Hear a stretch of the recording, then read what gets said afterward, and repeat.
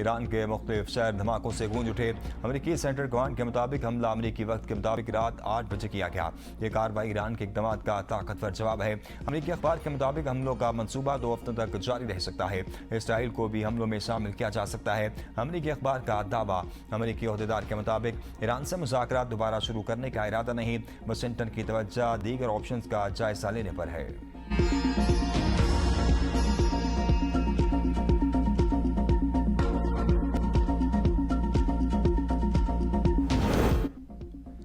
Saudi अरब ने पाकिस्तान का $5 अरब से जायद का कर्ज रोल ओवर कर दिया। सऊदी ने पाकिस्तान को यह कर्ज 3 माह के लिए मुत्तहिदा अरब अमारात की अदायगियों के लिए दिया था।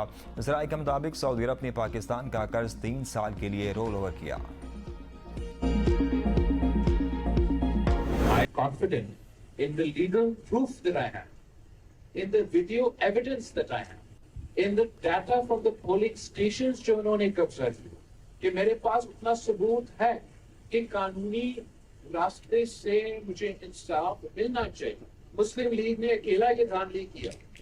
अगर इलेक्शन कमीशन या कोई और इनका ये धांधली में मुलव्वस नहीं है और मेरिट पे फैसला किया जाएगा, तो मेरिट के मुताबिक, कानून के मुताबिक पाकिस्तान पीपल्स पार्टी हक पे है और हमें अपनी सीट वापस मिलना चाहिए।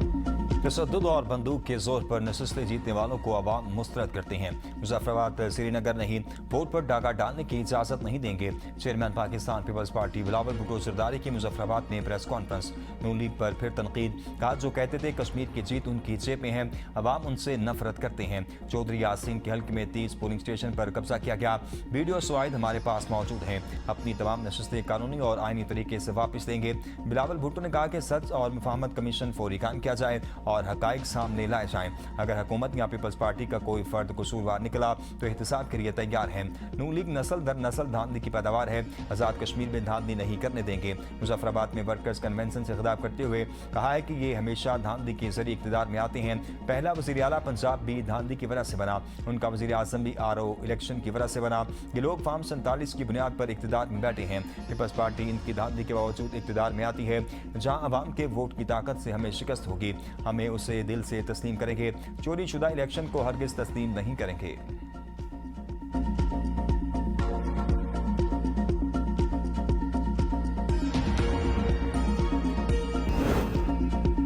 पीपल्स पार्टी के धांधली के इल्जामात पर मरियम नवाज ने क़यामत का वक्त पूछ लिया। कहा पीपल्स पार्टी जो धांधली की बारीक वारदात की मास्टर है, धांधली का रोना रो रही है। सोशल मीडिया पोस्ट में तंज करते हुए कहा आपके पास कारकर्दगी होती, गवर्नेंस होती, अवाम के लिए एजेंडा होता तो दूसरों पर हमलों में वक्त ज़ाया ना करते। सिंध में 17 साल हुकूमत के बावजूद बताने को कुछ नहीं था। अब धांधली का रोना नहीं, अपनी कारकर्दगी का जायजा लेना चाहिए। बिलावल भुट्टो आज़ाद कश्मीर में शिकस्त तस्लीम करें, सिंध की महरूमियाँ खत्म करने पर तवज्जो दें।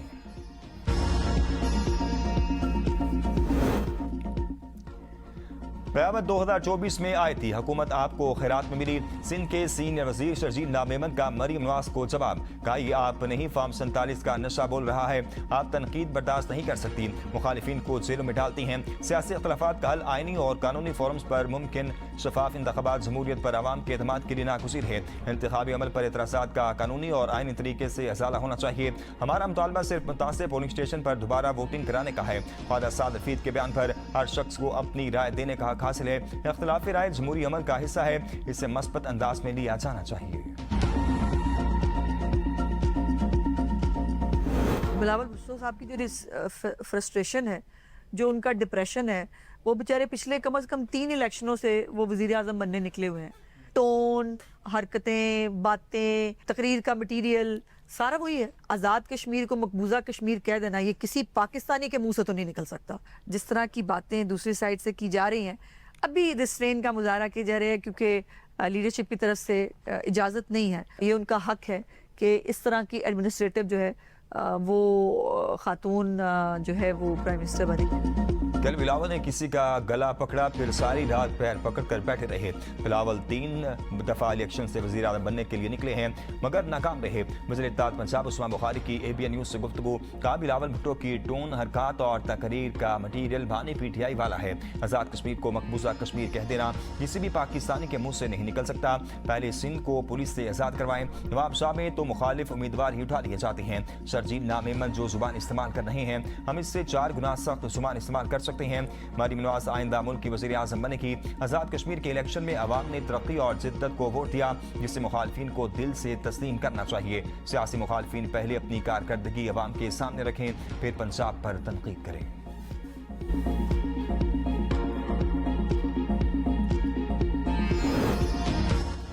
हमारे रोने धोने का बंदोबस्त करें वरना आपका रोना हमेशा के लिए होगा।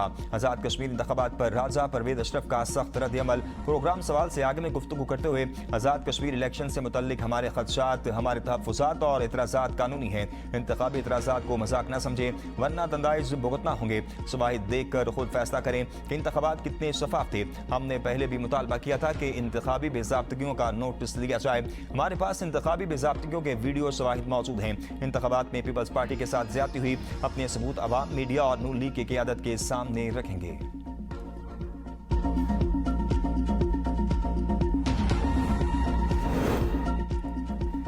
कश्मीर कश्मोर बनेगा ना लाहौर, कश्मीर कश्मीर ही रहेगा। नवाज शरीफ अब आज़ाद कश्मीर के वज़ीर आज़म बनना चाहते हैं। पीटीआई चेयरमैन बैरिस्टर गौहर की मीडिया से गुफ्तगू, कहा कश्मीर पाकिस्तान की शारक है और इस पर सियासी पॉइंट स्कोरिंग नहीं होनी चाहिए। पूरे आज़ाद कश्मीर में एक साथ एक ही दिन इलेक्शन होने चाहिए। इलेक्शन कमीशन शफाफ इंतखाबात को यकीनी बनाए। हम 5 अगस्त को पेशावर में जलसा करने जा रहे हैं। तारीखी टर्नआउट कम रहा और लोगों ने इस इलेक्शन को मुस्तरद किया है।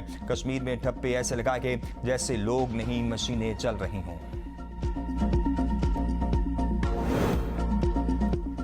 आज़ाद कश्मीर इंतखाबात मीरपुर डिवीजन से जीतने वाले उम्मीदवारों का नोटिफिकेशन जारी कर दिया गया। नोटिफिकेशन के मुताबिक LA1 से अजहर सादिक, LA2 से चौधरी कासिम मजीद, LA3 से चौधरी यासर सुल्तान, LA4 से रुखसार अहमद, LA5 से वकार अहमद दूर, LA6 से मोहम्मद रजाक चौधरी, LA7 से तारिक फारूक, LA8 से जफर इकबाल मलिक, LA9 से उमैर नईम, LA10 से चौधरी यासीन, LA11 से मोहम्मद आसिफ, LA12 से चौधरी रियासत खान और LA13 से अय्याज अहमद को कामयाब करार दिया गया है।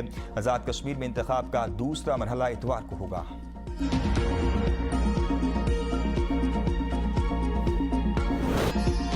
मशरिक वस्ता में नया महाज खुल गया। तेल तनसीबात पर हमलों के बाद अमरीकी और सऊदी अफवाज की इराक पर जवाबी कार्रवाई। मोबिलाइजेशन और मोबाइलाइजेशन फोर्सेस के 20 एहलकार मारे गए, 30 से जायद जख्मी। कार्रवाई इराक के 7 सूबों में मुख्तलिफ मकामात पर की गई। सऊदी रायल फ़िज़ाइया ने इराक में 4 मकामात पर हमले किए। बसरा, वास्द, करबला और नैनवा का मैदान शामिल। कार्रवाई में हथियारों के ज़खायर और लॉजिस्टिक मराकज़ को निशाना बनाया गया। सऊदी वज़ारत दिफा के तर्जुमान मेजर जनरल तुर्की अल-माल्की ने कहा कि मुमलिकत की मुसल्लह अफ़वाज ने इराक में उन अहदाफ को निशाना बनाया जो सऊदी अरब की आम तेल तनसीबात पर हमलों में मुलव्विस अनासर से मुंसलिक थे। कार्रवाई कौमी सलामती, तवानाई के बुनियादी ढांचे और इक़्तिसादी मफादात के तहफ़्फ़ुज़ के लिए की गई।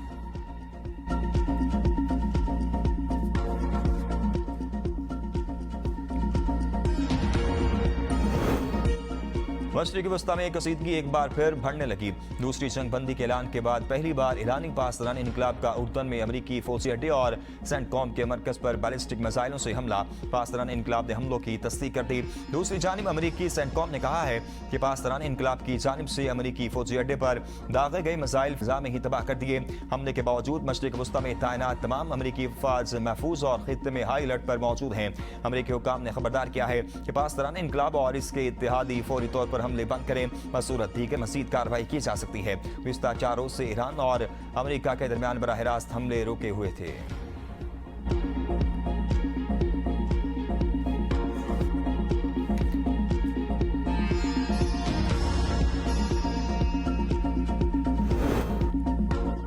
उर्दन में अमेरिकी फौजी अड्डे पर मिसाइल हमला। ट्रंप ने ईरान को कुचलने की धमकी दे दी कि अमेरिकी मफादात पर हमला करने वालों को नहीं छोड़ेंगे, ईरान को भरपूर जवाब दिया जाएगा। अमेरिकी फौज ने अचानक होने वाले हमलों के बावजूद चंद ही मिनटों में ईरानी बैलिस्टिक मिसाइल को हदफ तक पहुंचने से पहले तबाह कर दिया।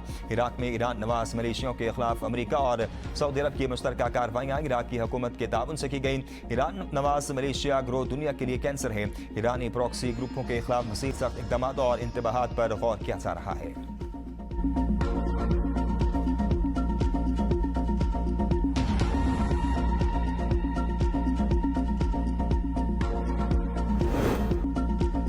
ईरान ने इराक पर अमेरिकी हमलों को कशीदगी बढ़ाने की साजिश करार दे दिया। ईरानी वज़ारत ख़ारजा ने अपने बयान में कहा है कि अमेरिका और इसराइल मगरबी एशिया में कशीदगी को हवा देना चाहते हैं। इराक पर हमले अक़वाम मुत्तहिदा के चार्टर और बैन अक़वामी कानून की खुली खिलाफ वर्जी हैं। अमेरिका और सऊदी अरब के हमले इश्तियाल अंगेज इक़दाम है और ऐसी संगीन खिलाफ वर्जियों को बर्दाश्त नहीं किया जा सकता। अमेरिका खित्ते में जंग को मज़ीद फैलाने की कोशिश कर रहा है। ईरानी सदर डॉक्टर मसूद पेज़ेशकियान ने कहा, ईरानी कौम की मज़ाहमत जुल्म और जबर के खिलाफ इस्तिकामत की एक दरख्शां अलामत है। दुश्मनों के खिलाफ डट कर मुज़ाहमत करेंगे, जुल्म और जबर के सामने झुकने वाले नहीं।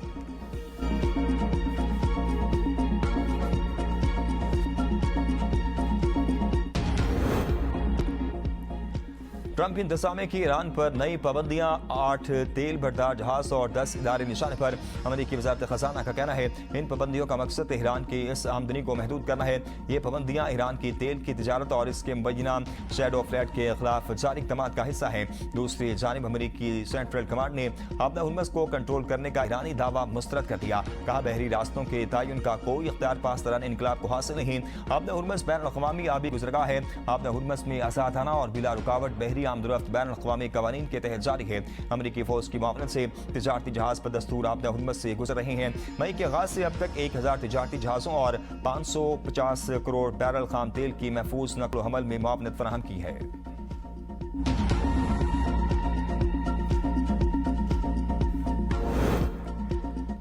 पेट्रोल की कीमत में 75 पैसे फी लीटर कमी, डीजल की कीमत में 2 रुपये 24 पैसे का इजाफा। पेट्रोल की नई कीमत 335 रुपये 6 पैसे फी लीटर मुकर्रर। डीजल की नई कीमत 390 रुपये 62 पैसे फी लीटर मुकर्रर कर दी गई। गुज़िश्ता रोज पेट्रोल 1 रुपये 63 पैसे महंगा किया गया था। मशरिक़ वस्ता में कशीदगी, आलमी मार्केट में खाम तेल 8% महंगा। ब्रेंट क्रूड ऑयल की कीमत $91 फी बैरल, जबकि TI क्रूड ऑयल की कीमत $85 फी बैरल हो गई। पाकिस्तान में पेट्रोल और डीजल मजीद महंगे। वज़ीर आज़म शहबाज शरीफ और फील्ड मार्शल आसिम मुनीर से कुवैती वज़ीर ख़ारजा की मुलाकात। इलाक़ाई सलामती, अमन व इस्तेहकाम और बाहमी दिलचस्पी के अमूर पर तबादला ख्याल। दो तरफ़ा ताउन और इलाक़ाई अमन के फ़रोग़ पर इत्तफ़ाक़। वज़ीर आज़म ने कुवैत और दीगर बरहादर ख़लीजी ममालिक पर होने वाले हमलों की शदीद मज़म्मत करते हुए पाकिस्तानी अमन कोशिशों की हिमायत पर कुवैती क़यादत का शुक्रिया अदा किया। कहा, पाकिस्तान मशरिक़ वस्ता में अमन के लिए दयानतदार, मुखलिस, सालिस और सहूलतकार का किरदार अदा कर रहा है। कुवैत के वज़ीर ख़ारजा की फील्ड मार्शल आसिम मुनीर से मुलाकात। बाहमी दिलचस्पी, इलाक़ाई सलामती और दो तरफ़ा ताउन पर तबादला ख्याल। फील्ड मार्शल ने कहा कि पाकिस्तान और कुवैत इलाक़ाई अमन, तरक्की और खुशहाली के मुश्तरका विजन पर यकीन रखते हैं। कुवैती वज़ीर ख़ारजा ने इलाक़ाई अमन के लिए पाकिस्तान के तामीरी किरदार को सराहा।